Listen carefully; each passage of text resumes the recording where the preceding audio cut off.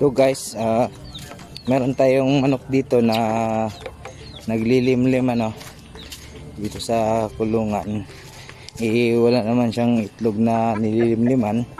So kasi ang pagpapalimlim natin is incubator. So kukunin natin siya at papaliguan natin.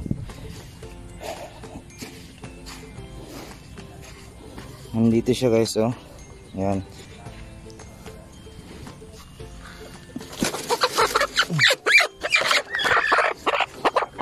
So, ayan. So, para mawala yung pagiging broody niya ngayon, kasi siguro gusto niyang maglimlim na papaliguan natin siya. Husky!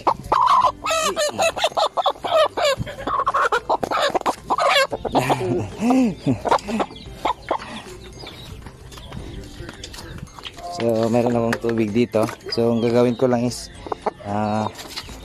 babasain ko lang siya hanggang sa mabasa lahat yung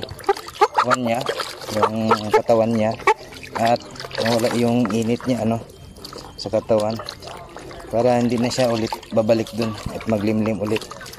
Yun yung purpose natin dito, kaya natin siya papaliguan. Mayroon na akong naunang manok nga kahapon, pinaliguan din kasi ganun din, naglilimlim. Problema kasi yung mga itlog natin is hinharvest ko at nilalagay ko sa incubator, so walang rason para maglimlim yung mga manok natin.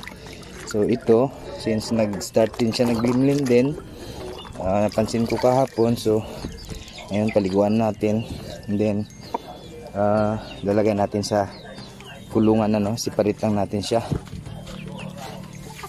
So ito pala yung kakagawa kong kulungan, dito natin siya ilalagay. So siya ang magbi-break in sa kulungan natin. Ayan, so yung tubig is wala naman siyang halo, pure tubig lang. Ayan. So bukas natin siya ibabalik sa mga kasama niya. Ayan. Isang basa siya. Ayan. Ayan.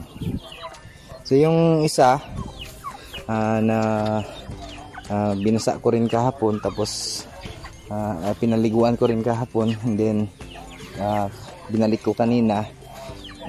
Nasaan na ba yan?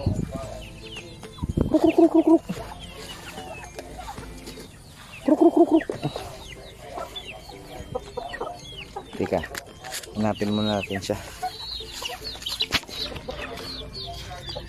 Ganun din nung napaliguan ko, nung binalik ko siya kahapon, kanina, hindi na siya bumalik sa kanyang nililimliman na paitlogan.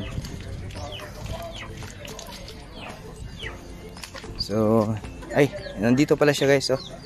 Yan siya guys, oh. Yan. Siya yung pinaliguan ko kahapon, nilagay ko siya doon. So, dito sa kulungan natin, diyan ko siya nilagay. So, ngayon, hindi na siya bumalik, sa kulungan. So, ganun lang. Kung meron kayong manok na ganun, at then, incubator yung ginagamit nyo sa pagpipisa, paliguan lang ninyo ng then i-separate lang ninyo kahit isang araw. Hindi na yan sila babalik sa kanilang nililimliman. So ayan siya guys. Mayroon pang isa doon na manok, iwan ko kung maglilimlim siya. Sa palagay ko mangingitlog lang yun, pero pag ganun rin ang nangyari, so ganun din ang gagawin natin, si procedure. Papaliguan lang natin siya ng plain water, and then after that separate natin, ilagay lang natin sa kulungan.